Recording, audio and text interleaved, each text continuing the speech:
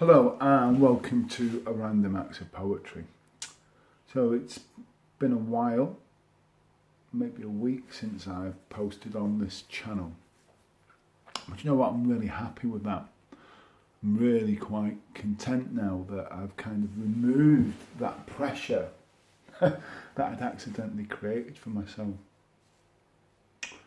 So I wrote this particular poem quite a while ago now. Maybe even in January. And this is the other nice thing about the way that things have slowed down to a more natural pace for me, without being driven by this need to complete a project. Is that, as I've looked at it, I've been able to reassess it. When I typed it up yesterday, I was kind of like a bit not so happy about it. I've come back and done a couple of tweaks on it, and I'm now back to being happy with it. We have to be careful about what we create for ourselves, the situations and the stories that we tell. Sometimes even a bed of roses is full of thorns. We, at the end of the day, regardless how much we believe that we make other people happy, and we do certain acts to make people happy. So some people might take sleeping bags to homeless people and things like that. I still firmly believe that there is no such thing as altruism. I'm sure people will argue with me on this one, and please feel free. I think even by doing an altruistic act, you still deriving pleasure from it, satisfaction.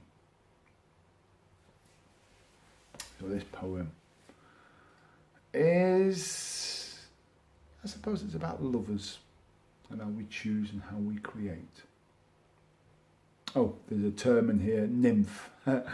Nymphs being the woodland creatures from Greek mythology, quite often being tempted by satyrs, maybe even by Pan.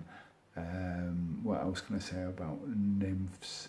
They're also a form of dragonfly larva as well. They go through a transformation.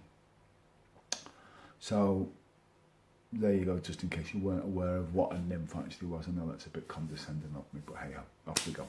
I like to condescend. They say that it means that I speak down to people. Note to self, you've always been my temptation, dancing spritely in the corner of my eye, smiling benignly, eyes full of laughter, joyful with those lips crying out to be kissed. Choices made right from day one, questions asked, answers taken, and decisions made. Throughout this idle passage of time, we flit from love to love, settling on certain flowers till those colours of attraction slowly wither in our hearts. Still, though, we hold on, remembering how it beats so wildly, full of excitement.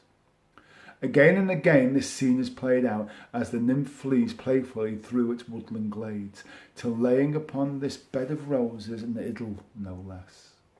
Luckily, I know the price of such fanciful prizes, and what may seem like seventh heaven becomes the life you've freely given just to pleasure yourself senseless.